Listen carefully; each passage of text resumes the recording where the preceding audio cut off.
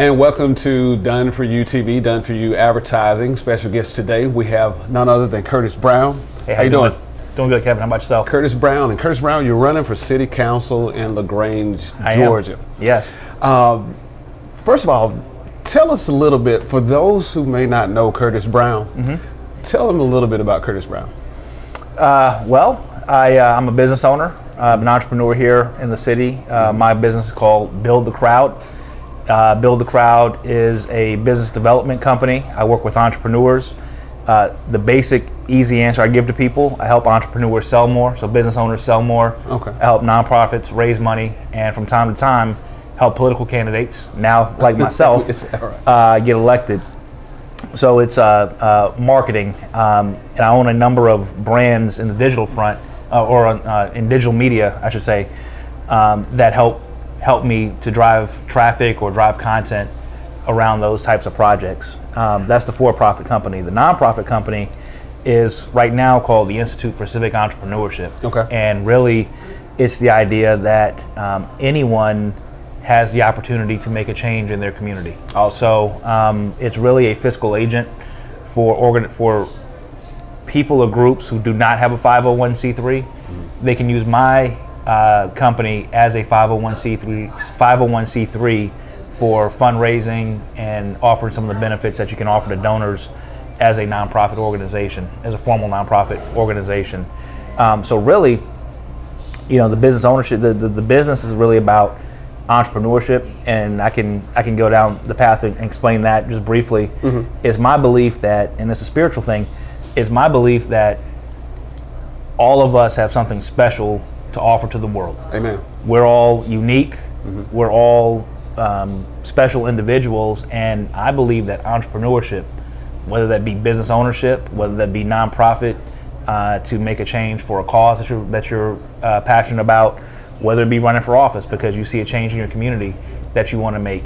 An entrepreneur is not just a business owner. It's someone who's using their creative spirit to serve a market or a community or a cause. Interesting. And it comes from the idea, comes from a few ideas. If you look in the biblical text, there are a few times where I think you see that spirit come about. Most notably to me is in the Sermon on the Mount. Wow. There's the discussion of the salt and the light, those two analogies. The salt, as you know, the scripture says, if you lose your saltiness, you're worth nothing. To me, that saltiness is our uniqueness. It's our human spirit, what I bring to the table, what you bring to the table.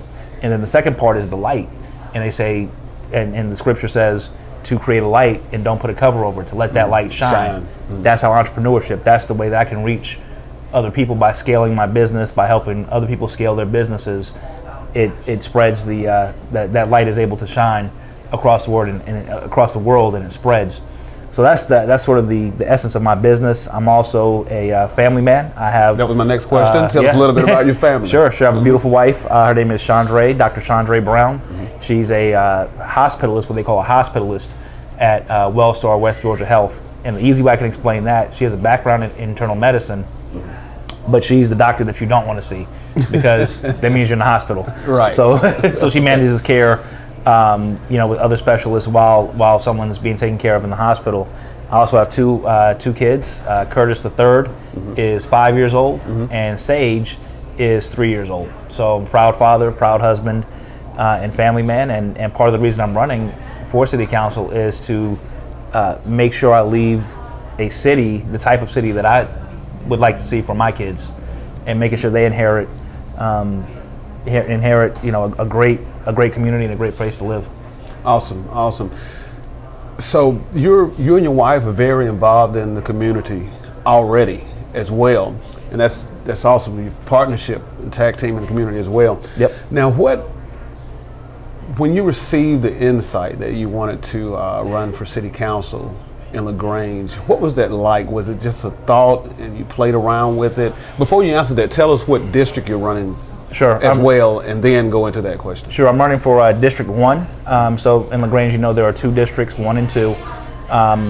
For my counterparts in District 2, they got off scot-free. No one's challenging them for their seats, but I am challenging the incumbent for his seat in District 1, which is generally the north side of LaGrange. It does cut through, and there's some places where it kind of dips in and out, but generally it's the north side of LaGrange. One thing that's interesting, we're here at the Marriott.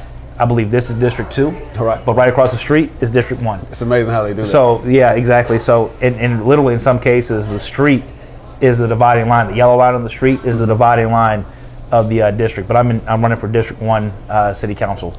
Okay. So what was that, when you received the insight, the light bulb came on that you wanted to do this? Did you wrestle with it, or you Yes. knew right off the bat? I wrestled a lot, and really up until the time that I qualified, I didn't know I was going to do this. I thought about it. People had approached me. People have approached me for several years to run for office or to do something.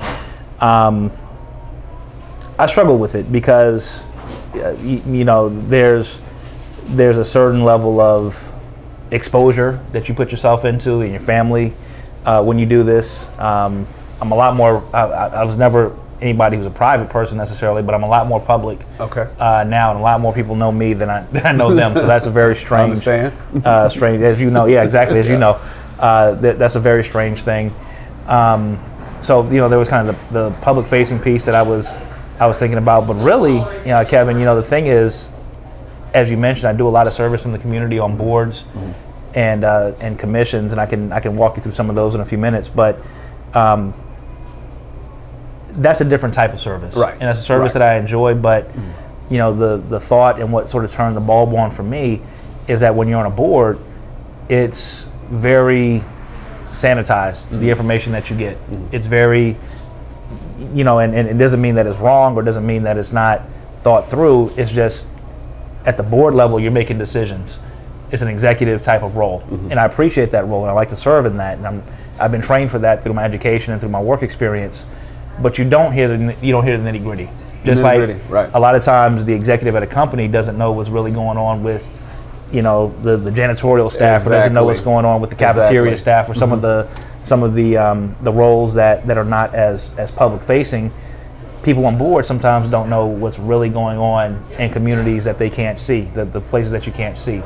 So I get all this good news about LaGrange, and I'm a champion, I'm a proponent about our city, but then I talk to people and say, hey, did you know we have this? And this is terrible, this is a terrible place, this is a horrible place. Wow.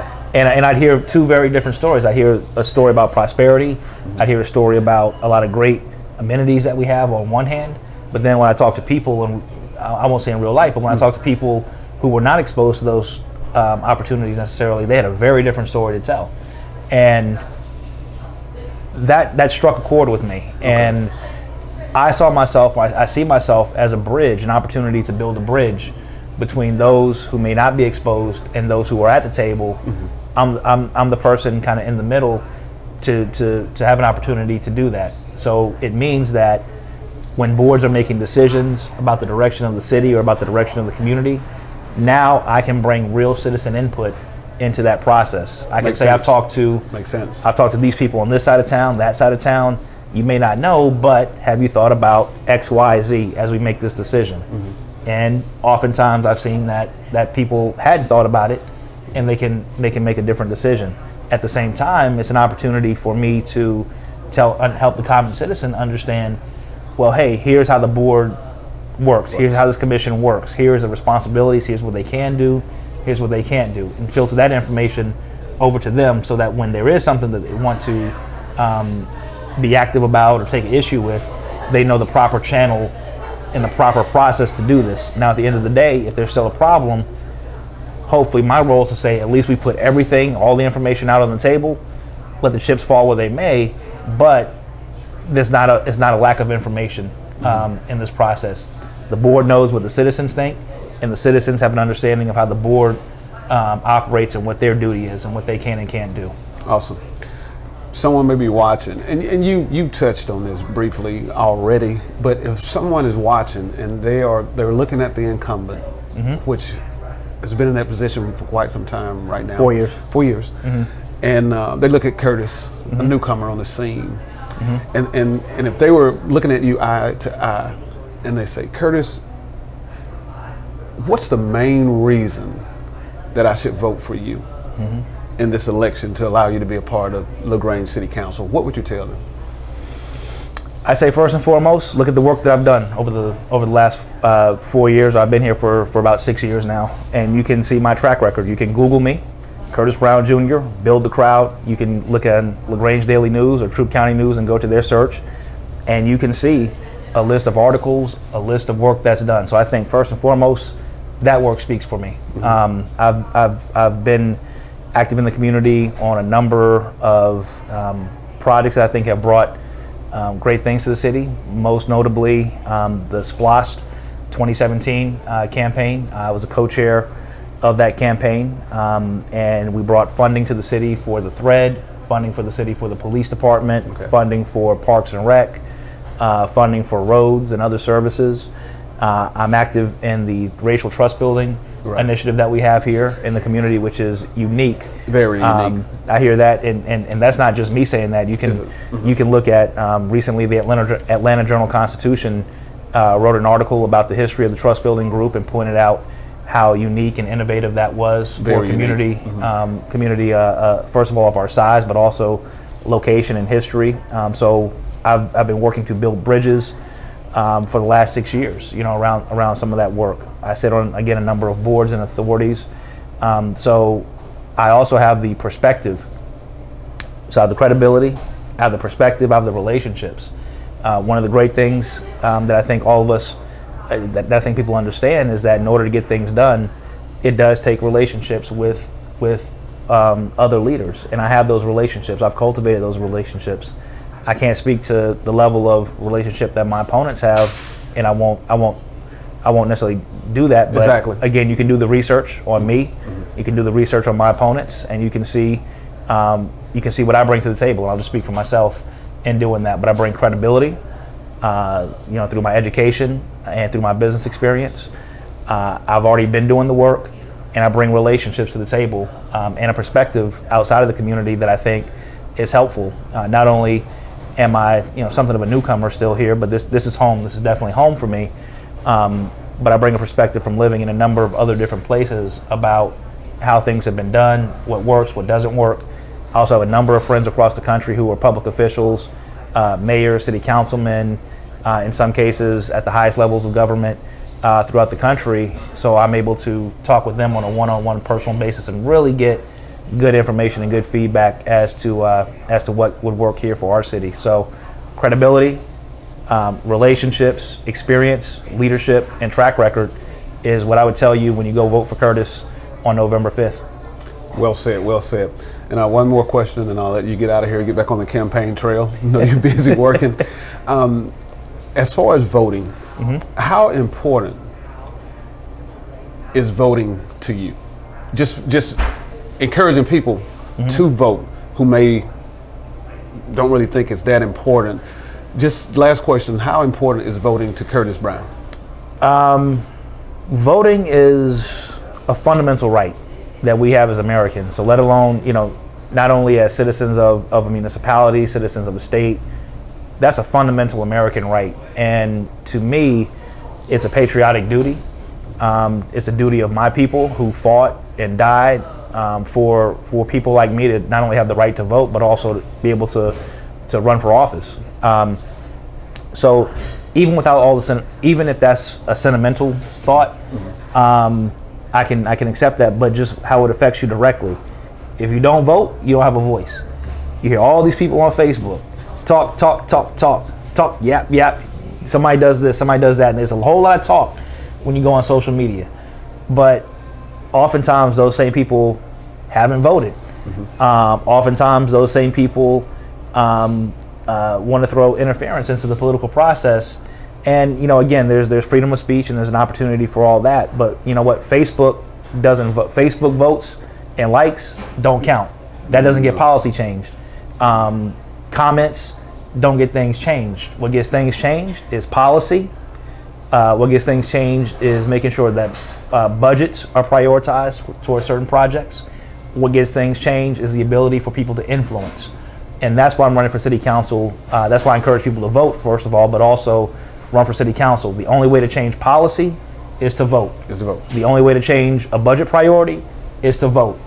The only way to influence, even if it's not your direct role or responsibility, is to influence other leaders and be at the table. You get that through voting.